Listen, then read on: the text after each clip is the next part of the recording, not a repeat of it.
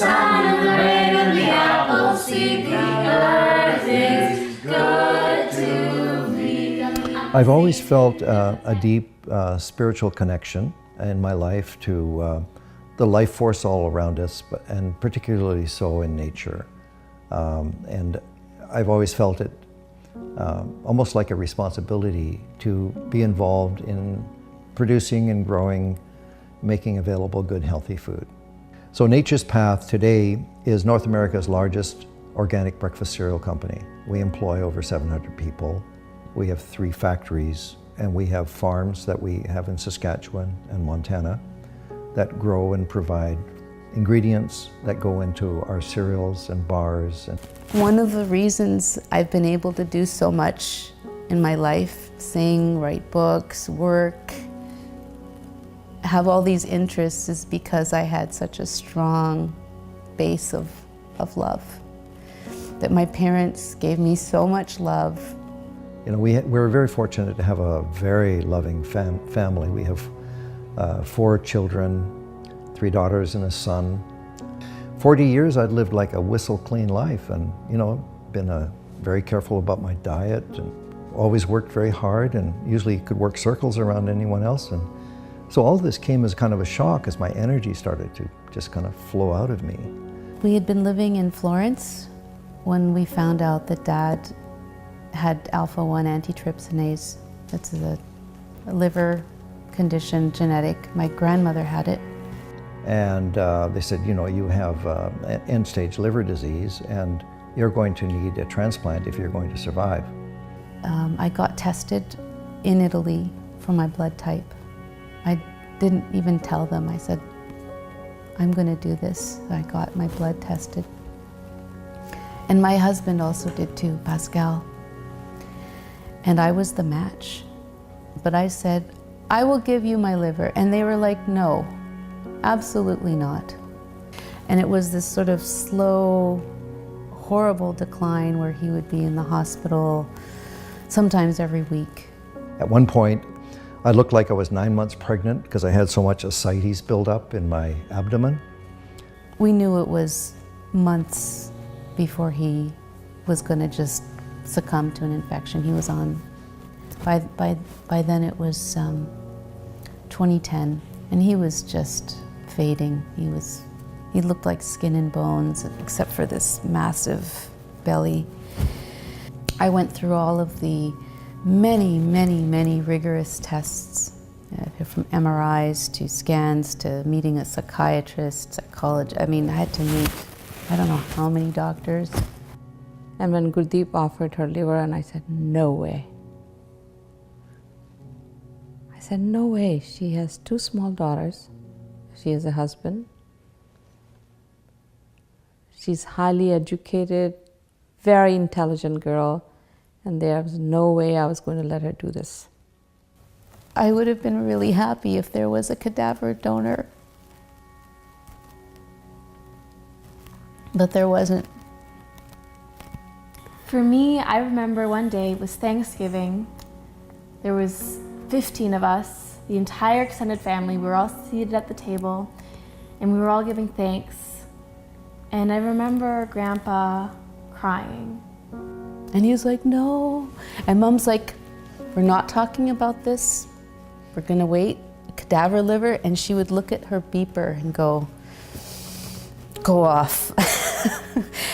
As a father, I said, you know, no father wants to put their child, their daughter, through such a trauma.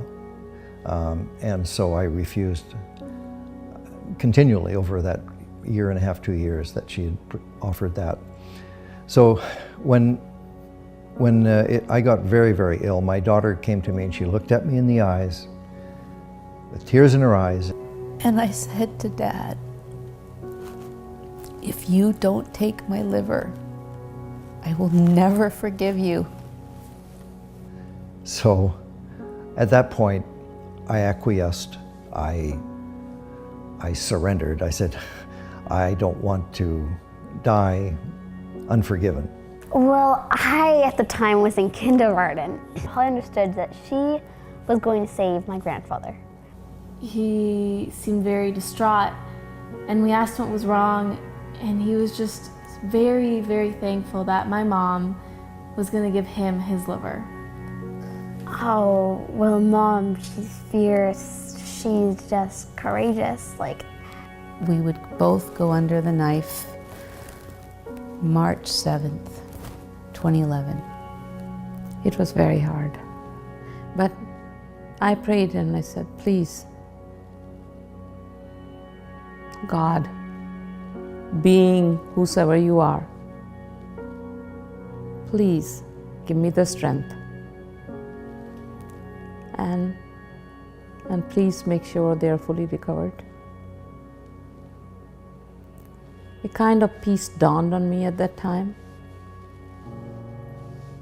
and I felt they will be fine. And the surgery went really well. It was so long.